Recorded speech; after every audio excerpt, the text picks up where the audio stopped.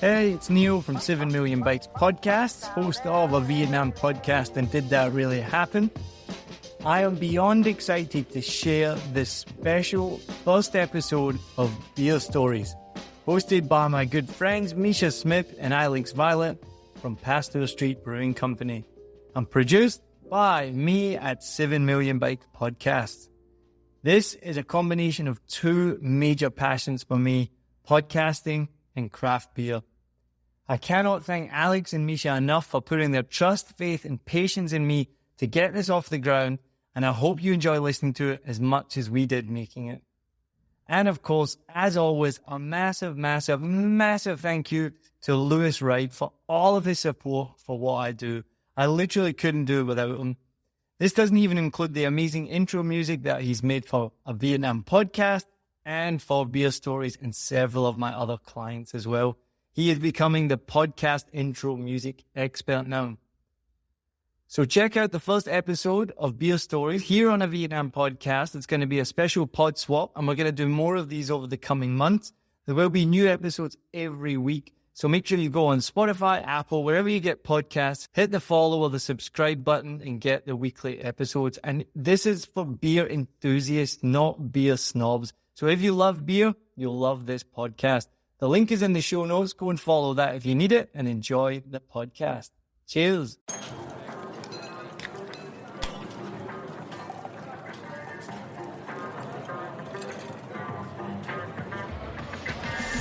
Welcome to Beer Stories. This is a brand new podcast. We're going to talk about craft beer mostly, but beer in general as well. This is our first episode, so it may never see the light of day or the internet's warm glow, but hey, you never know. If you're listening to this, it means we're really proud of what we've done. My name is Mischa Smith. I'm going to be the host. I am a craft beer enthusiast going back quite a ways. And for the last 7 years, I've been making my living selling craft beers for Pasteur Street Brewing Company. My guest today is my boss, Alex Violet, CEO, co-founder, Brewmaster, Pasteur Street Brewing Company. Hi, Alex. Hi, Mischa. Thanks for coming on. No problem. What, sparked your desire to start making beer? Or was there something else that led to that? Yeah, so it exposed me to the idea that that's something that you could do, and then the minimum drinking age of the United States really inspired me to start making beer, because we quickly realized that you could buy barley and hops and yeast at any age, and then you could just make beer yourself. I never really had one specific beer mentor, but it's definitely the entire journey has been heavily influenced by the people that I've been working with at each step along the way.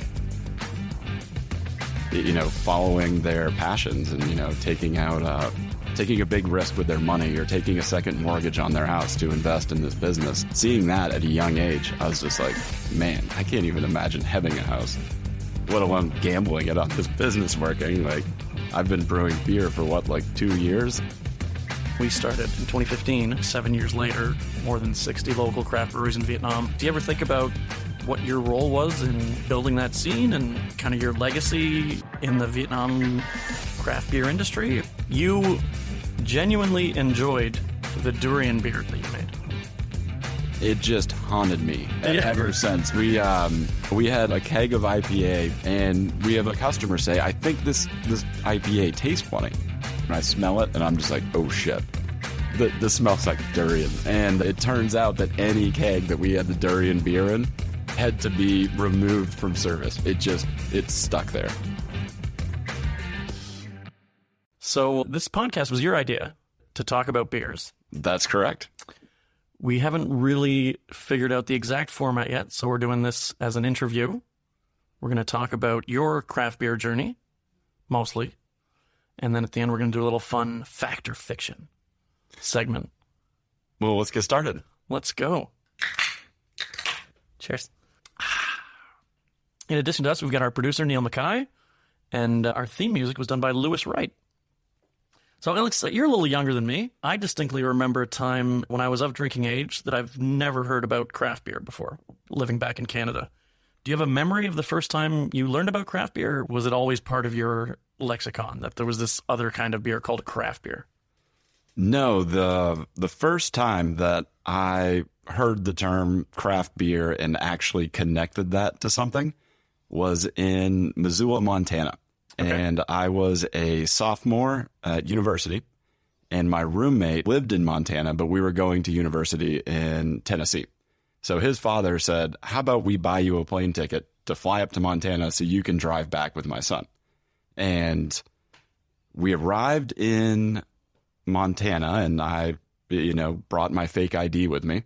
And the first thing was like, hey, you've got to go to this brewery tour. They give you free beer and you get to see a brewery. And I was like, all right, let's go do it. So we went to Big Sky Brewing in Missoula, Montana. We took a brewery tour, and I was a biochemistry student at the time. And I was just like mind blown about all of the processes and the equipment that went into making beer. So we ended up, doing all of the sampling and buying a 6-pack of Moostrel to take back to his parents' place. And that was the first time that I had craft beer. Awesome. Do you remember specifically what the very first craft beer you tried was? Moostrel Brown Ale. Okay. Oh, nice. Are you still a big brown ale guy? Yes, it's one of my favorite styles to brew. Unfortunately, it's also one of the harder styles to sell. So I've done those at various breweries and had, very great success with winning lots of awards at, the World Beer Cup and Great American Beer Festival. When I was brewing at Upslope Brewing Company, that was actually our most awarded beer was our brown ale. But we had to discontinue it from a year-round rotation because, if you're wanting a dark beer, we found that people went right to a stout or a porter. And if you were wanting something a little bit lighter, like an amber ale or something would usually fit that bill. For sure, yeah. I remember when I was younger, brown ales were definitely more of a thing, and it seems like it's a style that time has forgotten. Yeah, I really enjoy the balance of it, but I think in the world of craft beers, with hundreds of styles of beer that you could choose to buy, it's maybe too much in the middle. Yeah, not enough of one thing, not enough of another. Yeah. It's got roasted malts, but just a little bit. It's got hops, but not over the top hoppy. It's got the ones that we were doing were a little bit higher in alcohol content, but not super high, right around 7%. So it was very, very much in the middle of a lot of different styles. Yeah, so quick story. We had a beer called Kentucky Common for a little while. It was a seasonal beer, and it's really about the inflection, right? So I really liked it. A lot of people really liked it, but it just wasn't really moving very well. So initially I was describing it as like, oh, it's dark, but not too dark. It's sour, but not too sour, as like a selling point.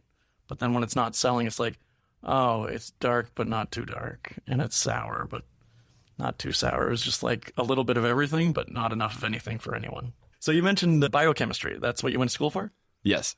Cool. And then was that craft brewery tour what like sparked your desire to start making beer? Or was there something else that led to that? Yeah, so I mean, it exposed me to the idea that that's something that you could do, and then the minimum drinking age of the United States really inspired me to start making beer, because we quickly realized that you could buy barley and hops and yeast at any age, and then you could just make beer yourself, and it was kind of a challenge, if we're these biochemists and we're learning all these complicated processes going inside these cells and yeast, like, we should be able to figure out how to make beer, right? And that's kind of how it started. It was for the utility of it. And then we quickly realized that, drinking that first batch, it fermented and it tasted awful.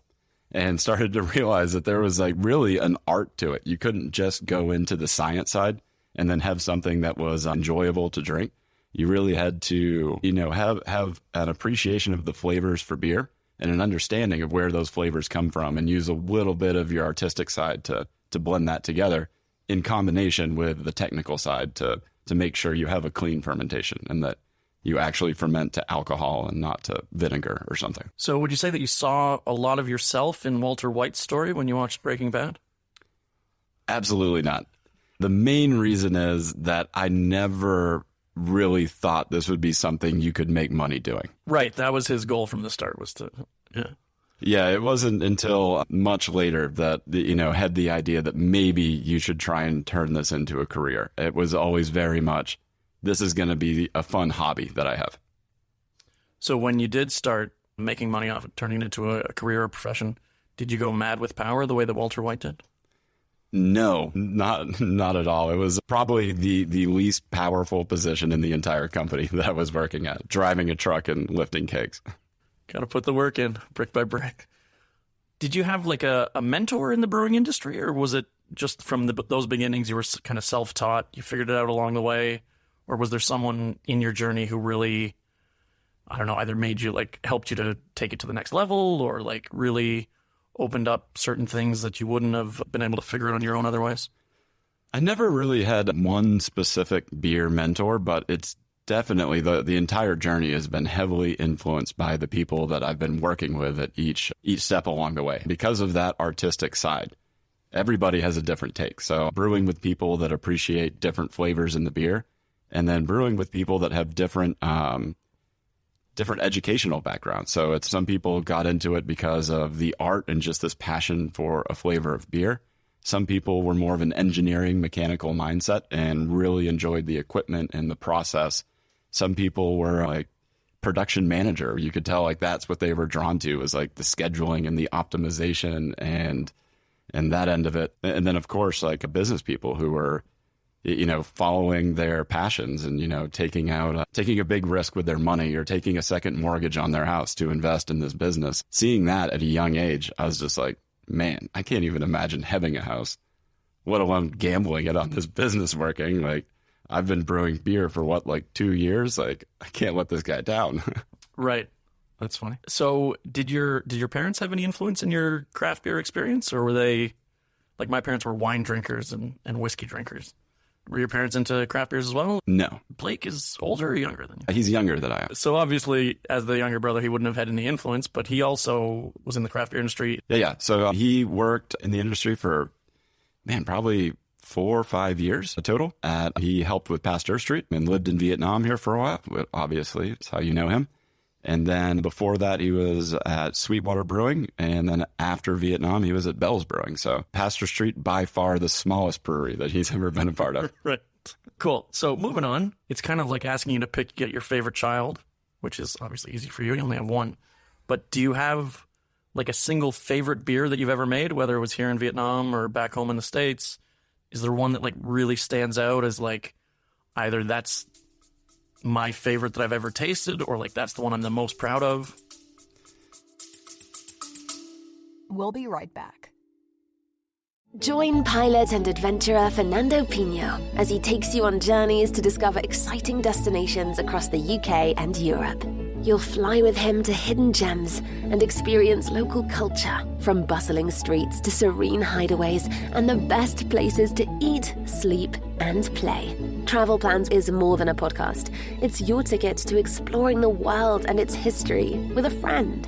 In this episode, we are flying to discover a beachside paradise perfect for the whole family. Discover golden sands, activities galore, and even free childcare so you get your own break too. Why am I still here? I think I've always had one of those beers, but it's never stayed consistent. It's always changed as, at one point in the career, it would be really proud of making this one beer and just like remembering the creative process that went into it and how either like original you thought it was or how it really suited the needs of beer drinkers and really filled a hole where there was one, and the options that were available to folks, or even like a beer that was very successful for your company that went out and was like a workhorse. And then, so it's kind of changed over time, but yeah, always, I'd say there's one beer that I'm thinking about where like, that's where it's at right now. I really like the Chun Moi just because of the process of creating that and really listening to a lot of people saying they wanted different flavors. And they were like, you should make a cider.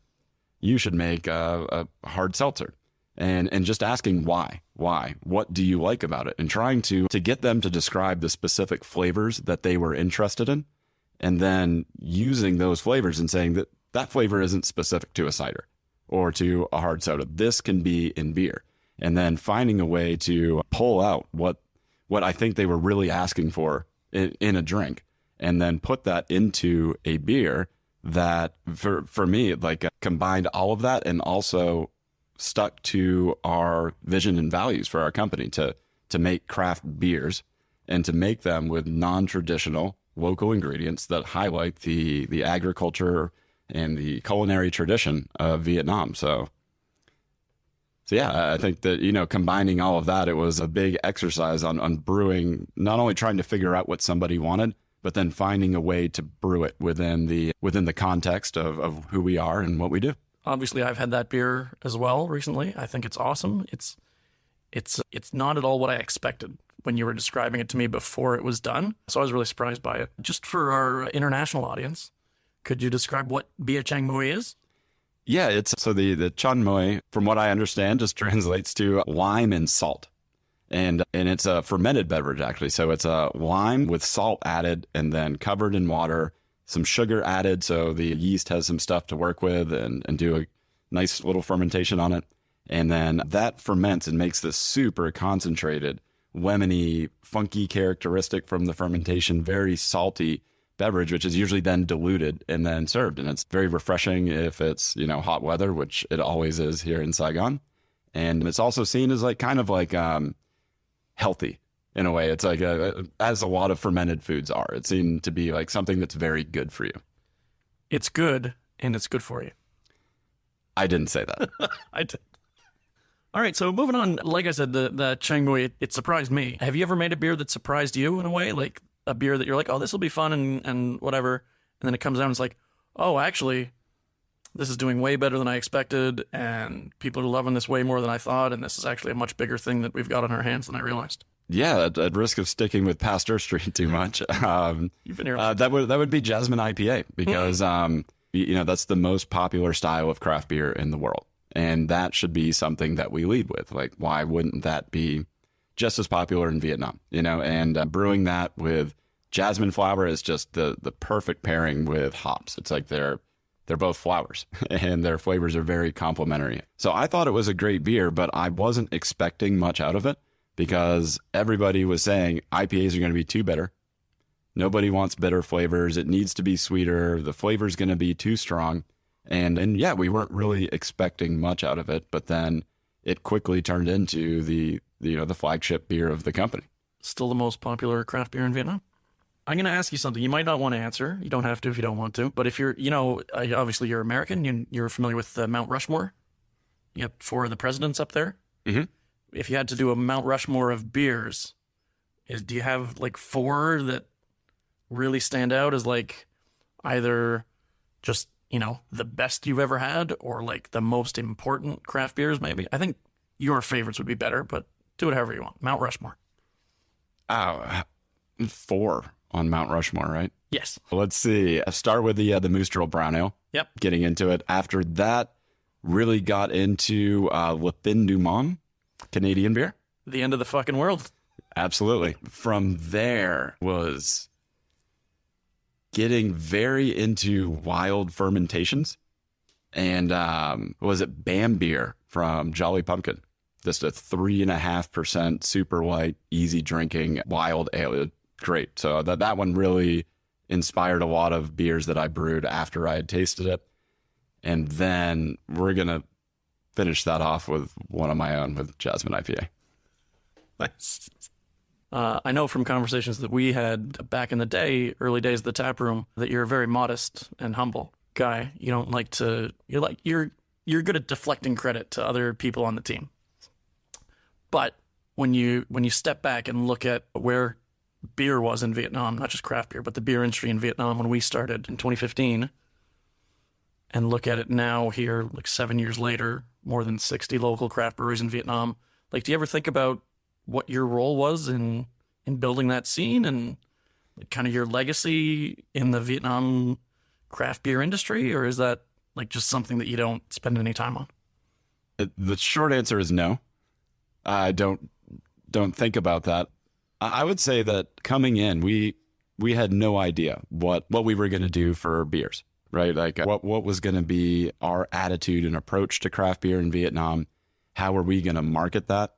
what did we expect the reception to be? And from the start, we said we're going to use these non-traditional ingredients that really highlight the flavors, the agriculture of Vietnam, so that this isn't something that you could just do anywhere. This really has a sense of place. And I think that has really spread throughout the industry, using the flavors of Vietnam and incorporating that into the beers. And I think that very proud that we started with that and we've stuck with it. And the other thing would be quality.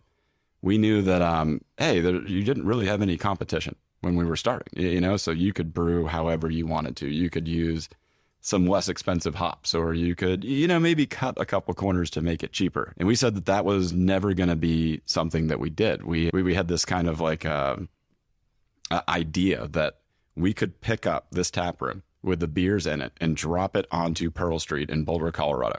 And the beers and the business would be successful there at one of the highest quality standard craft beer cities, that you could put it into. And we wanted to do that to set that quality standard for Vietnam. And I think that, over the years, in the Asian brewing scene, I think Vietnam does have a lot of respect for having very high quality beers and making things that are really tasty and incorporating some fun stuff into the beers with these non-traditional ingredients.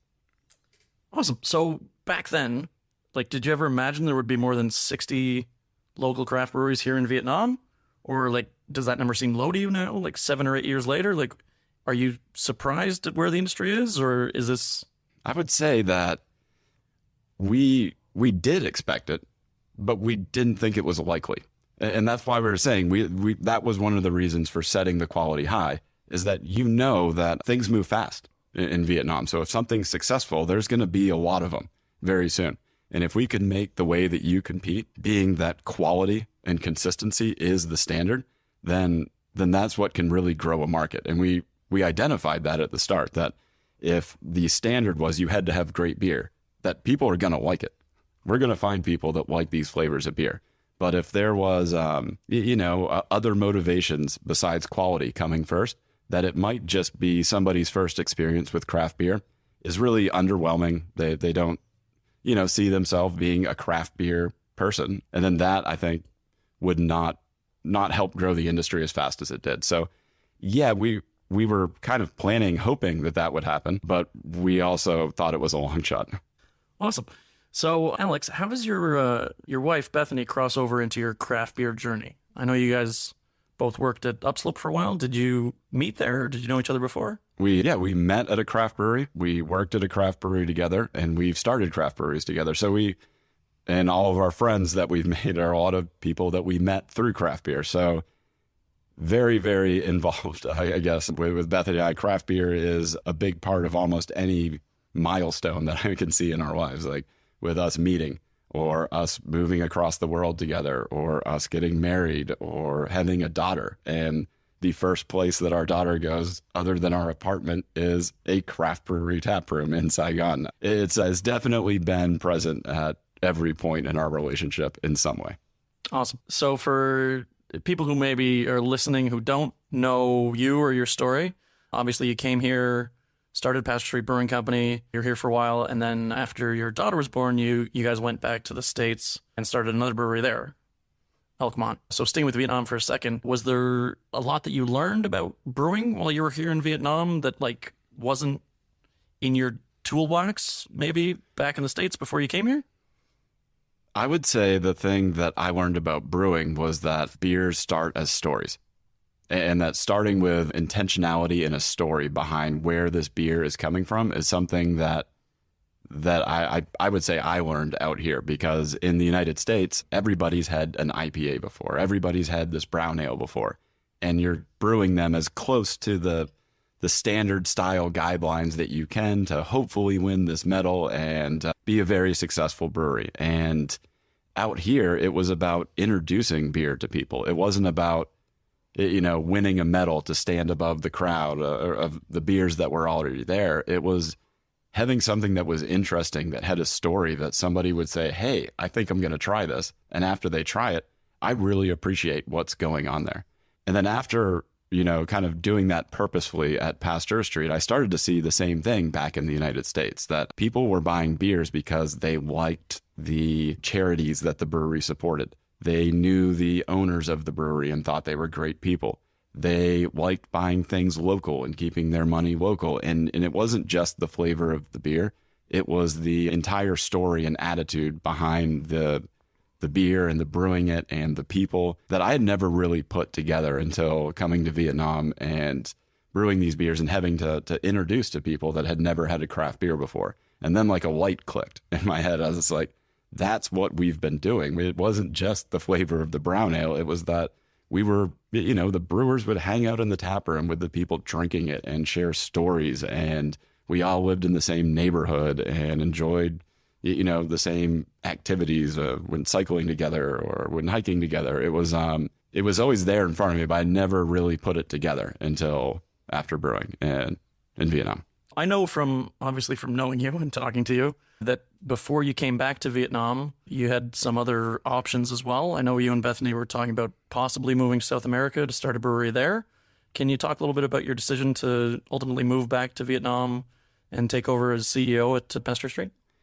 Yeah, so I was on the board the entire time when I was back in the United States, and I have no idea why, but the thought just hadn't crossed my mind that hey, go back and you had a baby, like get that kid through high school. It just never crossed my mind that way. And somebody on our board of directors reached out and said, hey, this crazy idea. I think that was literally the title, crazy idea.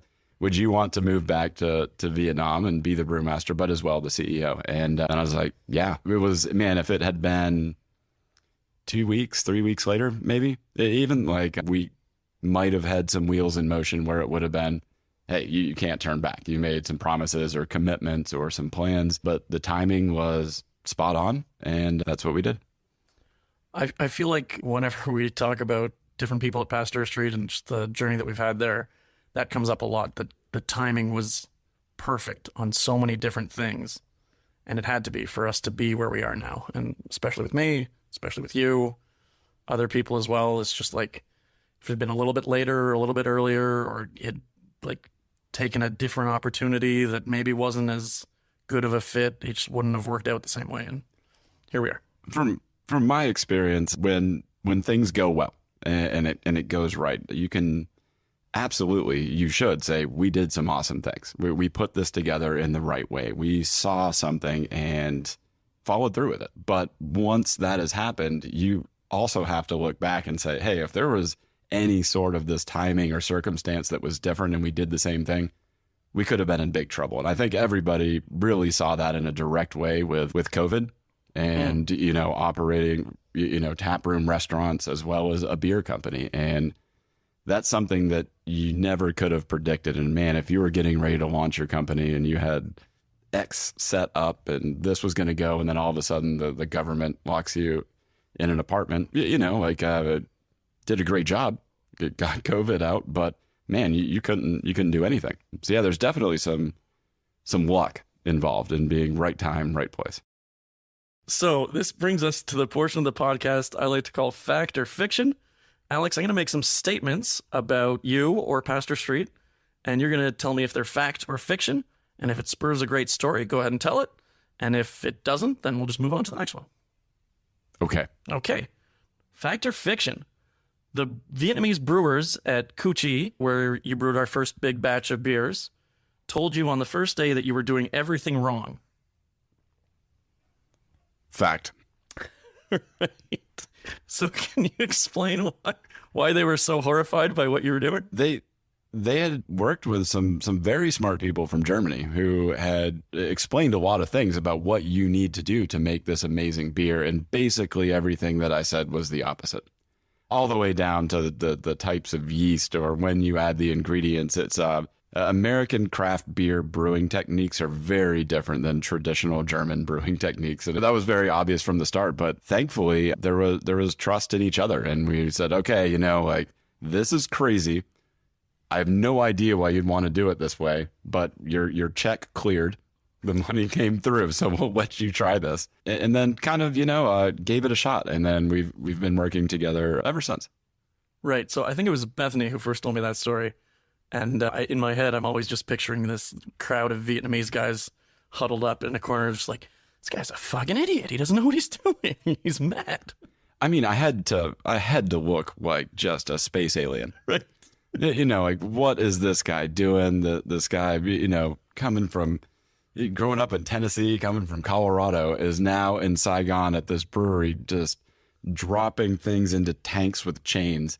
And, you know, it had to be the craziest looking thing. And I wouldn't expect anybody to say anything different. It wasn't from any point of like being negative. It was trying to be helpful. It's like, dude, we're going to try and help you like not fail here. Right. Awesome. Next one. You genuinely enjoyed the durian beer that you made. False. Finally.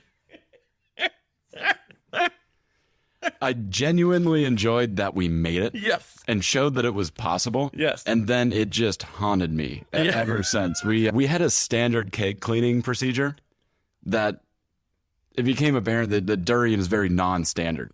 You know, we had a keg of IPA, fortunately is served at our tap room and not somewhere else. And we have a customer say, I think this IPA tastes funny.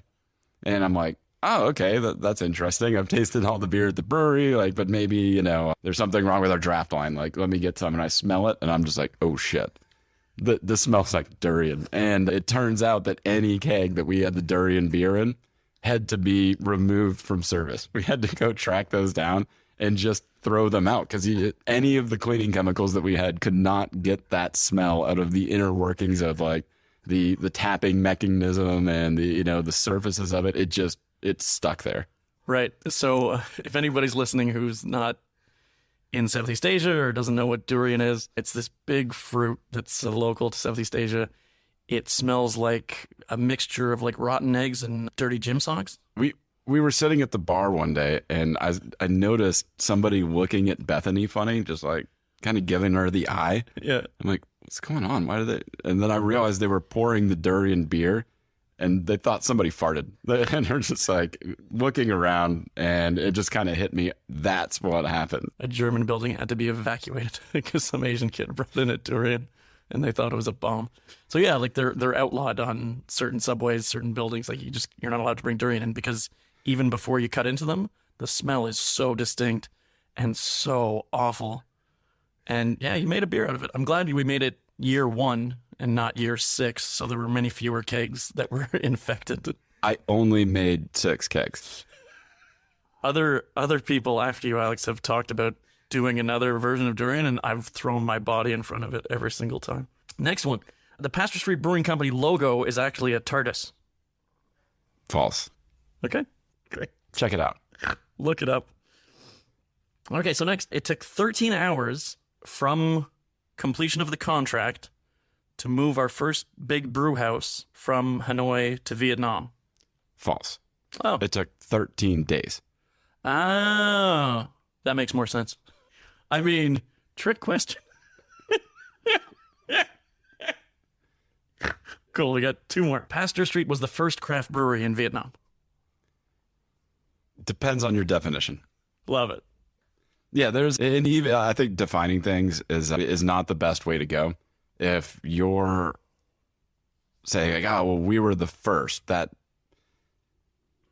great as long as you're still doing that thing the best. I think it's something that you prove, you earn, you consistently follow up with every day. Just because you did something the first doesn't, I don't know, necessarily make it any better 8 years from when you did it. It's about what it is right now. So yeah, I mean, definitely you could go back through our history and find a whole bunch of things that you did first, and you could go through any other brewery that's around and find things that they did first. We were probably the first craft brewery in Vietnam to brew an IPA with a brewmaster that grew up in Knoxville, Tennessee, whose name starts with A. You don't know Aaron from Knoxville? He had a brewery. I just stepped on the landmine that I planted and just went and stepped on it. But yeah, I think that's the way that I kind of see it is if you create a first, then you have to create a context to define things. And once you start doing that, then you end up with with a purity law brewing beer in Germany where you can't even use non-traditional ingredients that highlight the agriculture and flavors of a place where you are. So yeah, let's just stop drawing these boxes and expand the context of craft beer. Sure, because when has Germans being obsessed about purity laws ever caused any problems? Leave it in, Neil. Leave it in. Pass. Okay, so last one. Fact or fiction, Pasteur Street Brewing Company is the best craft brewery in Vietnam. Fact. Cut. We're done. I mean, obviously that goes into your last answer about who cares if you say you're the first or the best. The people decide who their favorite is. It's so subjective. Obviously, that's the lovely thing about craft. One of the many lovely things about craft beer is how subjective it is. Everyone has their own favorites. Well, it's my favorite, and my opinion matters the most. There you go. So, fact. Some people think off flavors are on flavors. Awesome. That's all I got. Alex, is there anything else you wanted to say, to plug, to tell the people listening to beer stories to kick this thing off? I've had a fun time sharing some stories with you, and look forward to sharing some more. So this has been episode 1 of Beer Stories. I've been your host, Mischa Smith. Thank you to my guest, Alex Violet. Thank you once again to our producer, Neil Mackay. Our theme song was written by Louis Wright. Thanks, Louis, and thank you for listening. See you next time. I hope you enjoyed this episode. If you're like me, you may use your laptop at places where you have to use public Wi-Fi. This opens you up to digital snoopers. It's a massive problem. It can be your internet service provider, or you know who, looking at what you do online, or a cyber criminal trying to steal your bank passwords or credit card info, or even a hacker at the next table trying to steal your sensitive data. These days, it is vital that you keep your data safe. NordVPN keeps all of these snoopers away. It makes your internet activity private, protects you from accessing dangerous websites that are phishing for your data, and lets you enjoy your favorite content securely, even while away from home. And it's easy to use, even I could use it. I've actually been using NordVPN for years now here in Vietnam, and I'm excited to be an affiliate partner with them. I've used NordVPN to watch Netflix, BBC, Disney Plus with ease, and I also know that my information and data are safe from prying eyes, whoever they may be. Join now and you'll get 68% off and 3 months free when you go to my link, nordvpn.com/SMB. Just again, for those hard of hearing, nordvpn.com/SMB. The link is also in the show notes. I know nobody checks them out, but go check that out and you can get the link from wherever you're listening to this podcast. As an affiliate partner, it also means that I will get a small commission when you sign up, but at no extra cost to you. So not only will you be getting a great deal through 7 Million Bikes, you get a great VPN and you'll be supporting 7 Million Bikes podcast. Stay safe online and enjoy the shows you love. Any questions, just let me know. You know how to get in touch with me. And thanks for listening to this show. Cheers.